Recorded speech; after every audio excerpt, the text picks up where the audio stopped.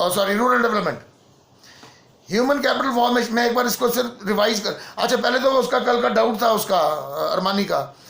Armani देख बेटा, equity, equitable distribution और इक्विटी भी बोलते हैं इसको, या इक्विटेबल डिस्ट्रीब्यूशन और इक्विटी डिस्ट्रीब्यूशन भी कहते हैं। तो आप इसको कैसे भी इंटरप्रेट कर लो, बड़ा सिंपल सा मतलब है। इक्वल डिस्ट्रीब्यूशन का मतलब है in general sense economics terms में कि ऑल रिसोर्सेज या national income is shared by all individuals equally, that means equal distribution. It is a more of a philosophical concept, whereas equity means that there is a society which adopts या which accepts the variation in incomes due to the variation in degrees or qualification। जैसे अगर एक labour और एक engineer एक जैसे ही salary ले रहे हो, दैट मतलब हम इक्वल डिस्ट्रीब्यूशन के लिए कहते हैं कि when the all resources, national income, GDP, everything is shared by all individuals equally, that is equitable distribution और इक्वल डिस्ट्रीब्यूशन ऑफ रिसोर्सेज, वो इक्वल डिस्ट्रीब्यूशन उसको कहते हैं। बट ये फिलोसफिकल है, इसको प्रैक्टिकल नहीं है, क्योंकि two individuals are never alike. उनकी स्किल्स, उनकी क्वालिफिकेशन, उनकी काम करने के परफॉर्मेंस में वेरिएशन होती है। और जब सोसाइटी डिफरेंसेस को एक्सेप्ट कर लेती है कि ग्रोथ हो रही है लेकिन इक्विटी के साथ, जिसका मतलब है कि जो हायर परफॉर्म कर रहा है उसको ज़्यादा पैसा मिल रहा है, जो कम क्वालिफिकेशन है, लेस स्किल्ड है, उसको कम मिल रहा है, but within certain limits, there is a certain range to it, तो that is a equity. It sounds more like a reasonable thing कि एक इंजीनियर अगर 10,000 रुपये ले रहा है और एक लेबर 3,000 रुपये ले रहा है, that is equity. Whereas equal distribution means कि all resources or whole national income is distributed amongst all equally। ये इनका डिफरेंस है। ऐसा क्यों है, मतलब ये सब्जेक्ट टॉपिक क्यों है इसमें? हम ये टॉपिक जुड़ा हुआ प्लानिंग के साथ, जो 1950 टू 1990 प्लानिंग के ऑब्जेक्टिव्स है ना, उसके अंदर इसको कवर किया गया है। तो इक्विटी और इक्विटेबल डिस्ट्रीब्यूशन का इसलिए भी रोल है क्योंकि जब हम इक्विटी की बात करते हैं कि society accepts the variation in the incomes due to the differences in the qualification skills acquired by the various individuals, but within certain parameters। ऐसा नहीं है कि वो डिफरेंस इतना ज़्यादा कि इनइक्वालिटी को बढ़ा रहा है, अदरवाइज तो अगर ऐसा ना हो तो लोग तो प्रोग्रेसिव थॉट्स होंगे ही नहीं, लोग प्रोग्रेस ही नहीं करना चाहेंगे। उनको पता है कि हम नहीं भी पढ़ेंगे तो लेबर की सैलरी हमारे को इंजीनियर के बराबर ही मिलेगी, तो सोसाइटी प्रोग्रेसिव नहीं रहेगी। इसलिए इक्विटी को कहा जाता है growth with the social justice. अब ये भी तो इनजस्टिस है ना कि एक आर्मी ऑफिसर अगर ज़्यादा सैलरी लेता है, एक जेएसटी उससे कम लेता है, हवलदार उससे कम लेता है, सिपाही उससे कम लेता है, तो उनकी स्किल्स में फ़र्क होता होगा, तभी फ़र्क है। एक इंजीनियर, एक डॉक्टर और एक कंपाउंडर दोनों अलग अलग तरह का टास्क करते हैं। एक को पढ़ने के लिए, स्किल्स एक्वायर करने के लिए 8-10 साल पढ़ना पड़ता है और एक को 1 साल का कोर्स करना पड़ता है। तो equity means when there is a difference between the salaries, though resources are shared by all, but the difference is accepted by society within certain norms। that means social welfare, उसका social justice का उसके साथ touch आ गया, उसके साथ feel आ गया, growth with the social justice। जबकि equitable distribution वो लिखने के लिए और पढ़ने के लिए ज़्यादा वो suitable है कि all resources are distributed amongst all equally, जबकि दुनिया में कहीं हो ही नहीं सका। जो हार्ड कोर सोशलिस्ट कंट्रीज थे, कम्युनिस्ट कंट्रीज थे, चाइना, रशिया, क्यूबा जैसे, वहाँ पे भी इक्वल डिस्ट्रीब्यूशन कहाँ हो सकी? इट वाज नेवर पॉसिबल, क्योंकि वो दो एक जैसे कैसे हो सकते हैं? सोसाइटी प्रोग्रेस करना बंद कर देगी। ये इसलिए ये टॉपिक है। आई होप थोड़ा समझ आया ये क्या था। यस सर और जो इक्वल डिस्ट्रीब्यूशन में हम लोग सोवियत यूनियन का एग्जांपल दे सकते हैं अगर हमें एक्सप्लेन करना हो तो। हाँ, क्योंकि बिल्कुल यस, क्योंकि if we go by book तो ये कार्ल मार्क्स के मार्क्सिस्ट कंट्री हैं जो कार्ल मार्क्स की थ्योरी पे बेस्ड थे, चाइना भी और ये भी, ठीक है। तो इनकी तो फिलॉसफी और जो इनकी जो बुक्स में रिटन है वो तो यही है कि all citizen will be treated equally, but they are not. कहाँ इक्वली ट्रीट होते हैं? But for citing an example we can always write, yes we can write. Thank you sir. Any time बेटा। लिसन, अब मैं फटाफट इसको, आज मैंने रिवीजन के लिए दिन रखा है। हमारा सिलेबस हम we are going very fast, you know, अगर आप ध्यान से देखो हम काफ़ी कर चुके हैं, हमारा तो ये बुक हो जानी बड़ी जल्दी खत्म। तो आज हम ह्यूमन कैपिटल और रूरल डेवलपमेंट को एक रिविजिट कर लेते हैं। तो पहले ह्यूमन कैपिटल स्टार्ट होता है ह्यूमन रिसोर्स से। All working force, those who are able bodied and workable, जो those who can work are work force या ह्यूमन फोर्स या ह्यूमन रिसोर्स कह लो उसको। But when they are being transformed into capital, that means when they learn, they get educated, they specialized trainings लेते हैं वो, they acquire more skills, then their productivity increases, so they convert into a human capital, then human becomes a capital. And capital मैंने आपको पहले ही दिन बता दिया था, is a productive resource. All those goods which are used for further production are resource. ठीक है। फिर था फिजिकल और ह्यूमन कैपिटल का डिफरेंस। तो इट वाज बड़ा एक आम सा है, वो टेंजिबल है, नॉन टेंजिबल है, वो फिजिकल है, वो सर्विसेज हैं। अच्छा, वो स्टोर हो सकता है, वो स्टोर नहीं हो सकता। अच्छा, एक केस में वैल्यू डेप्रिशिएट होती है, in case of physical resource या physical capital value depreciate with the usage, whereas in case of human resource value appreciate with the experience.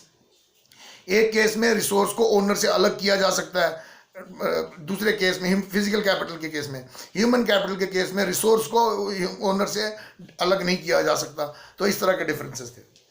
फिर था human capital formation. Main sources क्या है? Human capital formation is a process of converting human resource into a human capital by educating them, by teaching them various type of skills, vocational training, specialized courses. That is a process of converting human resource into a human capital. फिर sources, human capital के formation के sources क्या हैं? पहला education, तीन तो बड़े थे ना, education, health, on job training, तो तीन तो मेन ही है। तो एक्सपेंडिचर ऑन हेल्थ, इसका मैंने डाटा भी थोड़ा बहुत लिखवाया था आपको। फिर एक्सपेंडिचर ऑन एजुकेशन, फिर ऑन जॉब ट्रेनिंग, इसके अलावा माइग्रेशन और इन्फॉर्मेशन, ये चार सोर्सेज थे ह्यूमन कैपिटल फॉर्मेशन के। जानकारी भी उसमें एक सोर्स है। तो माइग्रेशन में जिसमें ब्रेन ड्रेन हो जाती है, लोग यहाँ पे get trained and they go abroad to serve, so that also comes into this period. फिर important, what is the importance of human capital formation, ki why human capital is important for any country? It is a very common sense sort of question. Enhancement of productivity, उत्पादकता बढ़ाता है। efficient use of physical resources, those resources which are available in our country, उसका best optimal use तभी हो पाता है when there is a human capital out there. Innovation and technological advancements, it is all because of human capital that a country get involved into new innovations, research and development sort of things. So they come up with new technologies which always help society to further progress. तो ये भी एक उसकी importance है। Key role in development strategy, जो planning policies बनती हैं देश में, उसके अंदर भी तो ह्यूमन कैपिटल होगा तो पॉलिसीज अच्छी बनेंगी, प्लानिंग ज़्यादा इफेक्टिव होगी, which will reach to every last person standing out there. ठीक है। Improvement in quality of life, when a human resource is converted into a human capital, their efficiency, skills enhances. When their skill enhances, now they are able to earn more money. When they earn more money, their standard of life, the quality of life already improves. वो पहले ही automatically improve हो जाती है। तो ये भी एक इसकी इंपॉर्टेंस है। फिर सोसाइटी में और पर्सन्स में पॉजिटिव चेंज आता है। When they get educated, their behavior changes, their approach, their perspective changes, so their positive attitudes emerge after the human resource is converted into a human capital. ये topic था एक हमारा। फिर problems, कि India के context में human capital formation में क्या क्या प्रॉब्लम्स फेस की जाती हैं। फिर अगेन इट्स अ वेरी, लेकिन ये हैं जितने जेनरिक लगते हैं ना बेटा, ये they sound very generic and very organic sort of topics, but they are so efficient to make you confused in examination. इसके अंदर पूरी वो काबिलियत है कि आपको कंफ्यूज करवा सके ये। तो इसलिए इसको थोड़ा सा क्लैरिटी से, इसको एब्स्ट्रैक्ट वे में नहीं, थोड़ा सा क्लैरिटी से समझो। ह्यूमन कैपिटल फॉर्मेशन मीन्स उनकी पढ़ाई लिखाई, कॉलेज वगैरह, ये सब चीज़ें, यही है ना कैपिटल फॉर्मेशन का। तो प्रॉब्लम मीन्स जो इनके लिए प्रॉब्लम आएंगे वो ह्यूमन कैपिटल में, जैसे high growth rate of population, population जिस हिसाब से बढ़ रही है, स्कूल कॉलेज यूनिवर्सिटीज उस रेट से थोड़ी ना बढ़ रहे हैं। तो एक तो ये प्रॉब्लम है। दूसरा माइग्रेशन, कि लोग पढ़ते हैं यहाँ सर बार करते हैं, ये भी एक प्रॉब्लम है कैपिटल फॉर्मेशन की। मैन पावर की प्लानिंग हमारे यहाँ पे इनफेक्टिव है, ये इनएफिशिएंट प्लानिंग है। तो मैन पावर प्लानिंग नहीं है, इसलिए वो अंडर यूटिलाइज रह जाता है, तो ये भी एक प्रॉब्लम है।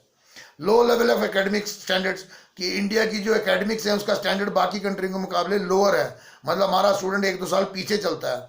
मेरे स्टूडेंट्स बहुत हैं पिछले 25-30 सालों में जो इंडिया से गए हैं और यूएसए में जाके पढ़े हैं, यूके में पढ़े हैं, now they are doing business there, लेकिन वो भी बताते हैं कि थोड़ा फ़र्क है, उनको 1 साल का कोई ब्रिज कोर्स करना पड़ता है which bridges our education with theirs, तो वो ब्रिज कोर्स करके then they do the regular courses in Europe and USA. तो एकेडमिक स्टैंडर्ड हमारा लो ही है। पॉवर्टी, गरीबी एक बहुत बड़ी प्रॉब्लम है ह्यूमन कैपिटल फॉर्मेशन में। अगर हम गरीबी ना हो तो nobody will force their juvenile, और जो एडोलसेंट नहीं है, जो बच्चे हैं 18 बिलो है, उनको काम पे नहीं भेजेंगे, क्योंकि उनको पता है कि पॉवर्टी नहीं, हमें ज़रूरत नहीं है, हमें सब कुछ मिल रहा है, बच्चे पढ़ लें, तो वो ज़्यादा अच्छी ह्यूमन कैपिटल फॉर्मेशन होगी ना, more human power will be converted into human capital. We were studying other day that 37% of illiterate adults पूरी दुनिया में, वो इंडिया में है। तो लगाओ हम कहाँ पे हैं, there is still long way to go. तो ये आगे इसकी मेजर प्रोसेस, मैं फटाफट बोलता हूँ। High rate of population problem है ह्यूमन कैपिटल के लिए, कितने बनाओगे आप। माइग्रेशन, ठीक है, कैसे रोकोगे, फ्री कंट्री है। Lack of man power planning या infective planning, inefficient planning, low level of academic standards, poverty, ये हमारे आगे मेन कारण। फिर था education sector, right to education act आया था अंडर आर्टिकल 21A, ठीक है ना, और 2009 में इसको लागू कर दिया था, RTE, right to education, free and compulsory education for kids up to age 14। ये बहुत पहले पास किया था, लेकिन इन्होंने इस टाइम किया। फिर इसके अलावा ग्रोथ में हमारा परसेंटेज वाइज एक्सपेंडिचर, हम गवर्नमेंट का एक्सपेंडिचर कि एजुकेशन सेक्टर पे या ह्यूमन कैपिटल फॉर्मेशन के लिए कितना खर्चा कर रहे हैं, तो स्पेशली एजुकेशन सेक्टर को हम 2 तरीके से नाप सकते थे। मैंने लिखवाया था कि परसेंटेज ऑफ टोटल एक्सपेंडिचर, कि टोटल खर्चा जो सरकार कर रही है उसका कितना परसेंट कर रही है, और दूसरा था जीडीपी का कितना परसेंटेज है। तो मैंने बताया था आपको बहुत कम है ये, जीडीपी का परसेंटेज 4.13 और एक टोटल एक्सपेंडिचर का 0.64, तो ये काफ़ी कम है। फिर मैंने आपको एक डाटा और दिया था कि पर कैपिटा एक्सपेंडिचर में वेरिएशन बहुत ज़्यादा है इंडिया में। चाहे गवर्नमेंट दिल्ली से रूल एक ही गवर्नमेंट बना रही है, लेकिन स्टेटें तो 28-29 हैं, तो सब अपने अपने तरीके से इसको इम्प्लीमेंट करते हैं। कोई ज़्यादा इम्प्लीमेंट करता है, कोई उसको पैसे को कहीं और डाइवर्ट करके ले जाता है, किसी और चीज़ के लिए इस्तेमाल कर लेता है। तो उसी का वेरिएशन का फ़र्क कहाँ आ रहा था, वही हिमाचल वाला और बिहार वाला केस। हिमाचल में पर कैपिटा एक्सपेंडिचर, पर पर्सन एक्सपेंडिचर ऑन एजुकेशन वो इज़ 34,651, और जबकि वही एक्सपेंडिचर बिहार में पर पर्सन विद इज 4,088 रुपीज़, मतलब 4,100 रुपीज़ रख लो करीब करीब। फिर ये हमारा एजुकेशन सेक्टर का था। फिर हमने तपस मजूमदार कमेटी के बारे में बताया था, जो 98 में जिसका गठन हुआ था, और जिसने ये कहा था कि ऑलमोस्ट 1,37,000 करोड़ रुपीस सिर्फ एजुकेशन सेक्टर में ही लगाने होंगे अगर हमको इसको नॉलेज इकोनॉमी में कन्वर्ट करना है या इसका कोई फ्यूचर देखना है। फिर हमने किया था चैलेंजेस एजुकेशन के लिए प्रोसेस में, एजुकेशन के फील्ड में क्या क्या चैलेंजेस आ रहे हैं, मतलब क्या क्या की इश्यूज हैं। High literacy rate, gender bias, female male, lack of vocational training कि भाई स्पेशलाइज कोर्सेज नहीं होते, low standard of education, repeated भी हैं इसमें पॉइंट्स, इनसफिशिएंट गवर्नमेंट एक्सपेंडिचर, तो कमी है ना, government spends only 4% of expenditure और डिजायर्ड है 6% मिनिमम होना चाहिए, तो कमी है। प्राइवेटाइजेशन ऑफ एजुकेशन, जिसमें हायर एजुकेशन जितना भी है या एडवांस लेवल की एजुकेशन या प्रोफेशनल एजुकेशन जिसको कहा जाता है, उसमें ज़्यादातर तो मेजॉरिटी शेयर जो है प्राइवेट शेयर के सेक्टर का है, गवर्नमेंट का शेयर तो है ही नहीं, तो उसमें जो है लोअर सेक्शन ऑफ सोसाइटी है वो तो रह जाता है, पिछड़ जाता है। And low level of access to education in rural areas, कि देहाती एरिया में तो और भी नहीं है। अरे तुम दूर की छोड़ो, उधमपुर तो देहात नहीं है इतना, एक ही कॉलेज है, कोई यूनिवर्सिटी नहीं है यहाँ, एक जम्मू में है, एक श्रीनगर में है। आप पंजाब में जाओ, पंजाब जम्मू कश्मीर से कितना छोटा है, और वहाँ पे आपको कम से कम 6, 7, 8, 10 यूनिवर्सिटियाँ मिल जाएंगी, एग्रीकल्चर यूनिवर्सिटी अलग, वो अलग, वो अलग, और लॉ की अलग, ये अलग, दुनिया भर की यूनिवर्सिटियाँ वहाँ, तो ये वेरिएशन भी है। तो हमको इस तरह से भी देखना है इसको। ये था ह्यूमन कैपिटल फॉर्मेशन में जो जो हमारा मेन टॉपिक थे। फिर हमारा नेक्स्ट चैप्टर था रूरल डेवलपमेंट, जिसको हमने कल ही खत्म किया है। रूरल डेवलपमेंट इशू इसलिए ये टॉपिक, अच्छा ये हम ये टॉपिक्स क्यों पढ़ रहे हैं, क्योंकि हमारे यूनिट का नाम है की चैलेंजेस फेसिंग इंडियन इकोनॉमी, कि इंडियन इकोनॉमी को अपने एवोल्यूशन के दौरान की चैलेंजेस क्या फेस किए। तो इसके तहत हमने क्या क्या इस टॉपिक इस यूनिट में पढ़ा, poverty, unemployment, human capital formation, problem ही पढ़ रहे हैं ना, और चौथा रूरल डेवलपमेंट। रूरल डेवलपमेंट को हम पढ़ इसलिए रहे हैं क्योंकि इंडिया में रूरल सेक्टर एक बहुत बड़ा सेक्टर है। It is quite a big sector in India, still it is. अभी अर्बनाइजेशन हो रहा है, होता ये है कि जैसे अगर दिल्ली शहर है तो पहले वो 10 साल में थोड़ा फैलता है, फिर थोड़ा और फैलता है, तो आसपास के गांव भी अब शहर ही बन गए, तो अर्बनाइजेशन बड़ा फास्ट रेट पे हो रहा है। लेकिन still India is such a big country की रूरल एरिया बहुत बड़ा है। तो रूरल डेवलपमेंट एक बहुत बड़ा इशू है, क्योंकि रूरल एरिया अगर डेवलप होगा तो ऑटोमेटिकली इंडिया डेवलप हो जाएगा। मैं अरमानी को एक बात बताना भूल गया, इक्विटेबल डिस्ट्रीब्यूशन में जो और इक्विटी में एक डिफरेंस ये भी है कि अगर इक्वल डिस्ट्रीब्यूशन के कॉन्सेप्ट पे जो कंट्री चलेगा तो वहाँ पे ग्रोथ हो सकती है लेकिन डेवलपमेंट नहीं होगी। लेकिन जो इक्विटी है जिसमें कि एक विद इन पैरामीटर्स हम वेरिएशन को अडॉप्ट कर रहे हैं इनकम को, और ग्रोथ का शेयर सबके सभी शेयर कर रहे हैं, that is a growth which is followed by development. क्योंकि इंडिविजुअल सभी ग्रो होंगे तभी डेवलपमेंट भी हो पाती है। चलो any how,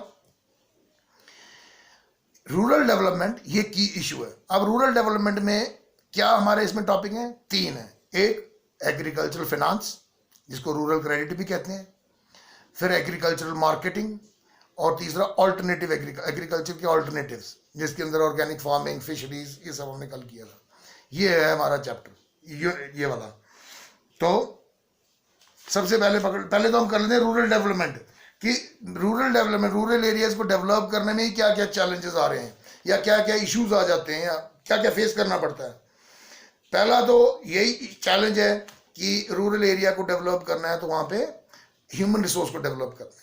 human resource means literacy, female literacy, net enrolment ratio, gross enrolment ratio, इनको सबको इनकी वैल्यूज बढ़ाना, मतलब इम्प्रूव करना। दूसरा लैंड रिफॉर्म्स लाने पड़ते हैं। अगर रूरल एरियाज में आपको रूरल डेवलपमेंट करनी है इंडिया में ही की बात कर रहे हैं हम, तो वहाँ पे आपको लैंड रिफॉर्म्स लाने हैं। जिस तरह के पुराने सिस्टम थे, कुछ तो खैर 70s और 80s की जब ग्रीन रेवोल्यूशन आया उसी दौर में प्रिविलेजेस एक्ट भी खत्म कर दिया गवर्नमेंट ने, और ये जो फ्यूडलिज्म था ये एक्ट भी उसी 70s, मेरे को एग्जैक्ट ईयर नहीं पता, लेकिन मैं इतना जानता हूँ कि ग्रीन रेवोल्यूशन के आगे पीछे की बात है ये। और उसके तहत इंडिया, तुम इमेजिन करो, कॉमर्स वाले, ह्यूमैनिटीज वाले आसानी से समझ जाएंगे, इंडिया, यूनियन ऑफ इंडिया, आज हम कहते हैं यूनियन, सब इकट्ठे हैं क्योंकि हम, लेकिन इंडिया तो प्रिंसली स्टेट्स थी सारी। जब when we got independence we were not united country, we were all independent states with the independent princely states and rajas maharajas ruling over each. छोटी छोटी टेरिटरीज थी अपनी अपनी, जैसे राजस्थान में हो सकता है 15-20 राजे हों, तो दे ऑल केम टुगेदर और formed a union of India. ठीक है, तो लैंड रिफॉर्म्स हमारे यहाँ पे लाने ही थे, क्योंकि राजा महाराजाओं के पास तो कई किलोमीटरों के हिसाब से ज़मीन होती है, तो उनके अंदर तहत उनको एक्ट बनाया गया कि आप इतना रख सकते हो और ये बाकी जो है आपको लैंडलेस या जो पुअर फार्मर्स हैं उनमें बांटना पड़ेगा, डिस्ट्रीब्यूट होगा। तो ये सिस्टम सीलिंग भी लाए, सीलिंग ऑन लैंड होल्डिंग लाए, अबॉलिशन ऑफ जमींदारी सिस्टम लाए, abolition of special privilege act लाए, तो कई तरह के एक्ट आए। लेकिन still we need a land reforms in India. कई तरह के कंसोलिडेशन है, एग्रीकल्चर की प्रोडक्टिविटी बढ़ाना, जैसे ग्रीन रेवोल्यूशन भी तो लैंड रिफॉर्म ही था। ठीक है, इंटरमीडियरीज को हटाना ताकि गवर्नमेंट सीधा खरीदे या खरीद किसान और परचेजर के बीच में तीसरा बंदा कोई ना हो, ये भी एक रिफॉर्म ही है। फिर जो सॉइल को, जो टिलर्स ऑफ द सॉइल हैं, जो भूमिहीन किसान हैं जिनके पास लैंड नहीं है, उनके राइट्स भी प्रोटेक्ट करना, तो ये भी रिफॉर्म्स का ही है। अच्छा, फिर इंफ्रास्ट्रक्चर, 2 इश्यूज है ना, ह्यूमन रिसोर्स और लैंड रिफॉर्म्स। अगर रूरल एरियाज को डेवलप करना है तो 2 स्टडी की। तीसरा इंफ्रास्ट्रक्चर, कहाँ है पुराने तो गाँव में, आप अभी भी जो रिमोट एरियाज हैं वहाँ पे देखना सड़क नहीं होगी, बिजली नहीं होगी, जब बिजली और सड़क ही नहीं है तो वहाँ कोई इंडस्ट्री या कॉटेज इंडस्ट्री या स्मॉल स्केल इंडस्ट्री भी कैसे चल सकती है वहाँ? तो इंफ्रास्ट्रक्चर ही नहीं है। तो इंफ्रास्ट्रक्चर इंप्रूव करना है अगर रूरल एरिया को डेवलप करना है, जिसके अंदर मेजर इश्यूज क्या हैं? Electricity, irrigation, transport facility, credit and marketing facility, फिर ट्रांसपोर्टेशन स्टोरेज फैसिलिटी और इंफॉर्मेशन कि रूरल एरियाज में इंफॉर्मेशन भी आसानी से पहुंचे, ये भी इंफ्रास्ट्रक्चर का ही पार्ट है। फिर चौथा इशू रूरल डेवलपमेंट की उधर से पॉवर्टी बहुत चैलेंजिंग है। पॉवर्टी कई चीज़ों को और नई को जन्म दे देती है, जैसे पॉवर्टी इमीडिएटली अनएम्प्लॉयमेंट को जन्म देती है, पॉवर्टी इमीडिएटली इलिटरेसी को जन्म देती है। तो पॉवर्टी कॉज भी है और इफेक्ट भी है, वो कारण भी है और परिणाम भी है। तो इस तरीके से पॉवर्टी एक बहुत बड़ा चैलेंज है। और हर लोकेलिटी में कोई ना कोई रिसोर्स होता है, जैसे नॉर्थ ईस्ट में बैम्बू रिसोर्स है, छत्तीसगढ़ वाले चले जाओ वहाँ टेराकोटा वो है, साउथ में जाओ आपको पीतल वगैरह ब्रास का बहुत अच्छा काम मिलता है, तो वहाँ के वो रिसोर्स। तो हर जगह के अपने अपने रिसोर्सेज होते हैं, तो उनको भी लोकली अवेलेबल रिसोर्सेज को डेवलप करना ये चैलेंज है। तो कितने आगे आपके 5 चैलेंजेस आगे रूरल डेवलपमेंट के, रूरल एरियाज को डेवलप करने के लिए there are 5 challenges. Number 1 human resource, number 2 land reforms, number 3 infrastructure, number 4 poverty and number 5 locally available resources. ठीक है, ये आ गया सिर्फ रूरल डेवलपमेंट का meaning and the problems faced by rural development in India. Now first topic is agricultural marketing finance, agricultural credit. अब credit का मतलब है infusion of money into a fund, into a process या into a business. अब उसके लिए हम सिर्फ रूरल एरिया को बोलते हैं ऐसा तो नहीं है, रूरल में भी क्रेडिट चाहिए, तो अर्बन एरिया में भी तो क्रेडिट पे ही चल रहा होता है, बैंक के फाइनेंसेस पे ही तो बड़ी बड़ी इंडस्ट्रीज और बड़े बड़े कॉर्पोरेट हाउसेस चल रहे होते हैं। तो ऐसा नहीं कि रूरल एरिया स्पेशल है कोई, बट रूरल में लोगों के पास there is a scarcity of funds and other resources, और हर चीज़ की कमी होती है, इसलिए वहाँ पे एग्रीकल्चर फाइनेंस की बहुत ज़्यादा ज़रूरत है, क्योंकि उससे किसान जो है वो रहता है हमेशा एक्सप्लॉयटेटिव, उसको एक्सप्लॉइट किया जाता है, he is never out of poverty, और पॉवर्टी के बाहर नहीं आता है तो वो एजुकेशन में भी रह जाता है, जब वो एजुकेशन में रह जाता है तो अनएम्प्लॉयमेंट में भी रह जाता है। तो ये सारी चीज़ें इंटरकनेक्टेड ही हैं। तो एग्रीकल्चर क्रेडिट को हम 2 तरह से डिवाइड कर सकते हैं, अकॉर्डिंग टू टाइम और according to purpose.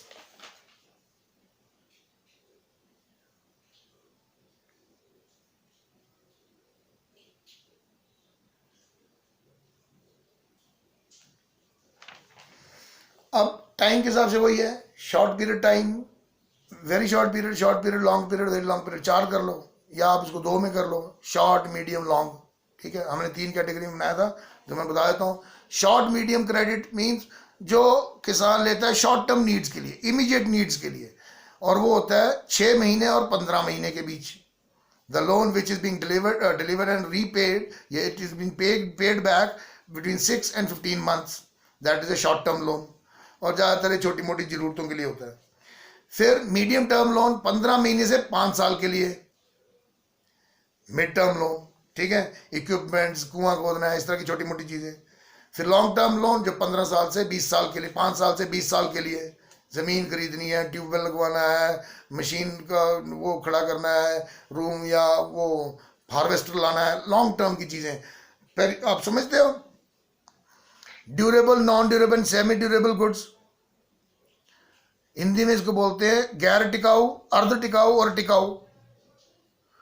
Non durable goods वो होती हैं which can be used only once, जिनको एक बार कंज्यूम किया खत्म, आपने ब्रेड लाई खाई खत्म, बटर लाया खाया खत्म।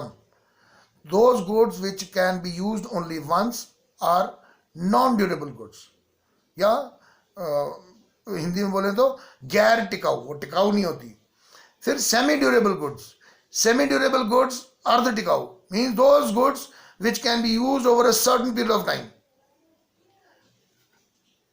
बड़ी जल्दी आया शुभम। और durable goods which can be used over a period of time, long period of time. तो वही कंसेप्ट यहाँ पे है।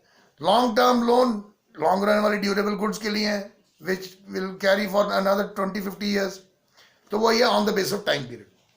फिर according to purpose, productive purpose. हाँ बोलो बेटा बोलो। सर वो टीआरटीएन की बुक में ना शॉर्ट टर्म जो लोन्स है वो 6 to 12 months है। शॉर्ट टर्म ही है ना, कोई जी सर। हाँ वो अप्रोक्सीमेशन में ही होता है बेटा, वो टाइम ड्यूरेशन कोई फिक्स्ड और हार्ड फैक्ट नहीं है। मैं इसलिए बोलता हूँ टी आर जैन को नहीं मैं पढ़ता, मेरे पास भी है, दिखाता हूँ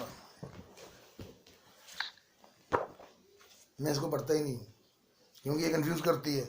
मेरे पास और ऑथर है, मैं उनको पढ़ता हूँ क्योंकि उनकी सबका टैली हो रहा होता है डाटा, इसका अलग ही होता है। Okay sir. अच्छा, ये हो गया प्रोडक्टिव और अनप्रोडक्टिव सोर्सेज। प्रोडक्टिव सोर्सेज किस तरह के होते हैं? जैसे उसको सीड्स खरीदने हैं, फर्टिलाइजर खरीदना है, मशीनरी खरीदनी है, ये प्रोडक्टिव सोर्सेज। और नॉन प्रोडक्टिव सोर्सेज, बेटी की शादी करनी है, हवन करना है, इस तरह की चीजें नॉन प्रोडक्टिव सोर्स। तो ये लोन्स की क्लासिफिकेशन है। Sources, sources of rural credit, ये हमने मेरे बड़ी क्लैरिटी से आपको बताया था। Non institutional sources and institutional sources, और दूसरे वर्ड यूज करते हैं तो informal sources and formal sources.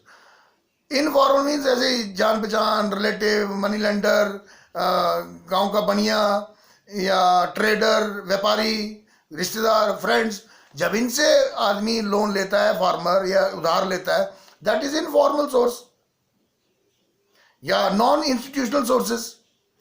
लेकिन जब वो लोन लेता है कमर्शियल बैंक से, लैंड डेवलपमेंट बैंक से, रीजनल रूरल बैंक से, समझ आई, तब नबार्ड से लोन लेता है, दैट बिकम्स इंस्टीट्यूशनल सोर्सेज। तो आपको सोर्सेज भी पता होने चाहिए। नॉन इंस्टीट्यूशनल में तो जितने मर्जी लिख दो, money lender, relatives, traders, commission agents, landlords, friends, आप और लगा लो एक दो साथ में। और इंस्टीट्यूशनल सोर्सेज या फॉर्मल सेक्टर जो है, cooperative credit societies, land development bank, regional rural banks, commercial banks, self help groups, SHGs, committee system, और NABARD, national bank for agriculture and rural development, NABARD, जिसको 82 में एस्टेब्लिश किया गया था। तो ये है एग्रीकल्चर फाइनेंस के सोर्सेज आपके। फिर है एग्रीकल्चर मार्केटिंग। मार्केटिंग का मतलब क्या है? मैंने आपको बताया था कल कि it is a process of, this process involves assembling, processing, packaging, grading, packaging, transportation, storage, and selling it at appropriate price, then price is appropriate, that is known as agriculture marketing। कि agriculture marketing एक ऐसा process है जिसमें grains को harvest किया जाता है, process किया जाता है, ग्रेडिंग की जाती है, पैकेजिंग की जाती है, ट्रांसपोर्टेशन की जाती है, स्टोरेज की जाती है। तो 5 एलिमेंट हो गए।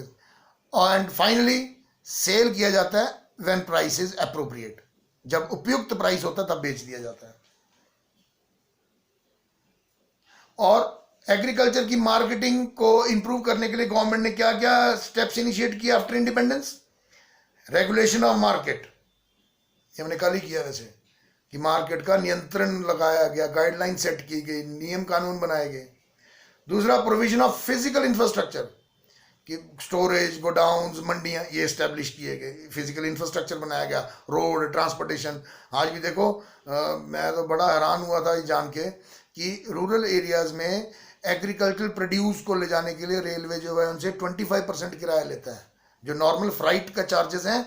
तो एग्रीकल्चर प्रोड्यूस अगर फार्मर है और उसके बाद BPL है, वो जैसे क्लब करके एक बोगी कर ली 5-6 आदमी ने, तो जो उनको 25% पे ट्रांसपोर्टेशन मिलती है। तो फिजिकल इंफ्रास्ट्रक्चर क्रिएट किया गया। कोऑपरेटिव मार्केटिंग सिस्टम बनाया गया कि where farmers come together for the collective sale, ठीक है। और minimum support price, MSP, government started to announce after independence so that to give a minimum sum price to farmers, ताकि उनका financial security बनी रहे। तो ये कदम उठाए गए मार्केटिंग, एग्रीकल्चर मार्केटिंग के लिए। फिर प्रॉब्लम्स क्या फेस की एग्रीकल्चर मार्केटिंग में? एग्रीकल्चर मार्केट में प्रॉब्लम्स क्या किस तरह की हैं? पहला तो ये market was totally dominated by private sectors. Government ने इस पर एक्सपेंडिचर नहीं किया, इन्वेस्टमेंट नहीं किया। प्राइवेट जो ट्रेडर्स, कमीशन एजेंट्स, ऑक्ट्राई, आड़ती होते थे, यही मार्केट के ऊपर पूरा नियंत्रण था। दूसरा, फार्मर्स की डिस्ट्रेस सेल होती थी, मजबूरी में सेल करते थे बेचारे, डिस्ट्रेस सेल्स होती थी। ट्रांसपोर्टेशन फैसिलिटीज की कमी थी, lack of transportation facilities, lack of regulated markets की नियंत्रण वाले बाजारों की कमी थी, lack of infrastructure facilities and lack of long chain of intermediaries कि एक फार्मर का फाइनली सामान सेल होते तक हो सकता है 3 आदमी कमीशन खा जाते हो, तो इंटरमीडियरीज काफी होते थे इसमें। अच्छा, फिर ऑल्टरनेटिव एग्रीकल्चर या डाइवर्सिफिकेशन ऑफ एग्रीकल्चर, इसमें 3 टॉपिक किए थे, तीनों ही जेनरिक थे। एक है एनिमल हस्बेंड्री, तो इंडिया में मिक्स्ड फार्मिंग तो एक इंटेग्रल पार्ट है। Animal rearing and agriculture both go side by side in India and they in fact complement each other, वो एक दूसरे के पूरक भी हैं, एक दूसरे को सपोर्ट भी करते हैं। बट ये क्या है, इससे लिविंग स्टैंडर्ड इंप्रूव होता है फार्मर का, तो एनिमल हस्बेंड्री एक ऑल्टरनेटिव सोर्स है। और उसकी एक और वजह यह है क्योंकि एग्रीकल्चर जो है वो सीजनल एक्टिविटी है, सीजनल एक्टिविटी है, और बरसातों में या बहुत ज़्यादा जहाँ बर्फ पड़ती हो वहाँ पे farmers remains unemployed and they remain totally idle, तो उसके लिए उनको ऑल्टरनेट क्या है, तो जानवर पाल सकते हैं, एनिमल हस्बेंड्री एक हो गया। अब टोपोग्राफी और क्लाइमेट के हिसाब से फिशरीज भी हैं, fisheries we have such a coast line, long coast line, inland rivers हैं, पॉन्ड्स हैं, इन सब में जो फिशरीज होती है इसका इंडिया में काफ़ी कंट्रीब्यूशन है। मैंने आपको कल बताया भी था कि फिशरीज का इंडिया में 0.8% है जीडीपी का, सिर्फ मछलियाँ 1% पूरा नहीं है बेशक, लेकिन 0.8% ऑफ जीडीपी इंडिया की कितने लाख होगी, कितने लाख करोड़ होगी, ये भी तो सोचो। तो एग्रीकल्चर सेक्टर वो भी एक अच्छा है इनकम रेज करने का तरीका। और हॉर्टिकल्चर मीन्स जिसमें फल मतलब fruits, vegetables, flowers, medicinal plants, ayurveda वगैरह से रिलेटेड चीज़ें, इनकी फार्मिंग जो होती है that comes under the preview of या under the preview of horticulture. और हॉर्टिकल्चर को जो करने वाले फार्मर्स हैं पूरे एग्रीकल्चर या फार्म एक्टिविटीज में सबसे ज़्यादा स्टैंड ऑफ लिविंग उन्हीं का होता है। और लास्ट वाला टॉपिक हमने किया ऑर्गेनिक फार्मिंग। ऑर्गेनिक फार्मिंग जहाँ पे it is agricultural practice where in no chemical or synthetic chemicals or pesticides are used. All agricultural process of farming activities are done on a natural basis. Even the manures are which are used are animal wastes. तो इस तरह की agriculture practice को organic farming कहते हैं। और ये famous क्यों है, क्योंकि अभी पिछले past 10-15 years it has become famous because high nutritional value, दूसरा इसका हेल्थ के लिए अच्छा है ये, ठीक है, छोटा फार्मर भी इसको कर सकता है, तो इसके कई फायदे भी हैं। इनकम बढ़ाता है, जनरेशन करता है, इन्वायरमेंट फ्रेंडली है, सॉइल को नुकसान नहीं करता, लैंड को नुकसान नहीं करता, बाकी जनरेट्स एम्प्लॉयमेंट तो जनरेट करेगा क्योंकि लेबर इंटेंसिव है ऑर्गेनिक फार्मिंग, इसमें मशीन्स वगैरह यूज़ नहीं होती हैं, तो इट नॉट कैपिटल इंटेंसिव। और कुछ चैलेंजेस भी थे इसके। चैलेंजेस क्या थे कि it still needs a popularisation, it is still not being popular. सिर्फ नॉर्थ ईस्ट के एक सिक्किम स्टेट ऐसी है जो पूरी तरह से ऑर्गेनिक का स्टैंप लग गई है उसके ऊपर। ऑर्गेनिक फार्मिंग में Sikkim has done a very good job. आप देखो पिछले 7-8 सालों में जितना सिक्किम का प्रोड्यूस है सारा वो एक्सपोर्ट क्वालिटी सब बाहर जाता है और ऑर्गेनिक है वो पूरा। तो पॉपुलराइजेशन नहीं हुई, अब धीरे धीरे फैलेगा। इनएडिक्वेट इंफ्रास्ट्रक्चर एंड मार्केटिंग, आप किसी को उगा भी ले कोई तो उसको यही नहीं पता कि मैंने ये ऑर्गेनिक माल बेचने का है, बेचारा इतनी मेहनत करके इतना कम प्रोड्यूस लेके जाए और बाद में मंडी में उसको उसी के भाव मिल जाए तो उसका तो कितना नुकसान हो जाएगा। तो मार्केटिंग की फैसिलिटी भी यहाँ पे कम है, आउटपुट कम होती है। ऑर्गेनिक फार्मिंग में यील्ड प्रति हेक्टेयर जो उत्पादन है वो कम होता है, ये भी प्रॉब्लम है। शॉर्टर स्पैन ऑफ लाइफ, इसका ऑर्गेनिक फूड और सिंथेटिक बेस्ड फूड जो स्प्रेड फूड है उसमें स्प्रेड फूड की शेल्फ लाइफ मतलब वो दुकान में 5 दिन भी पड़ा रहेगा तो ख़राब नहीं होगा, लेकिन जो ऑर्गेनिक फूड होगा वो 2 दिन बाद ही ख़राब हो जाएगा, तो उसकी शेल्फ लाइफ कम है, ये भी एक प्रॉब्लम है। और limited choice of production means कि इसमें बहुत सारी क्रॉप्स है नहीं है चूज़ करने के लिए। तो ये थे हमारे दोनों चैप्टर। आई होप आपको इसका थोड़ा पकड़ आई होगी कि what is all there in these chapters. और इसको एक रीडिंग अगर आप थॉरोली और एक ईमानदारी से करोगे ना that will definitely benefit you बेटा।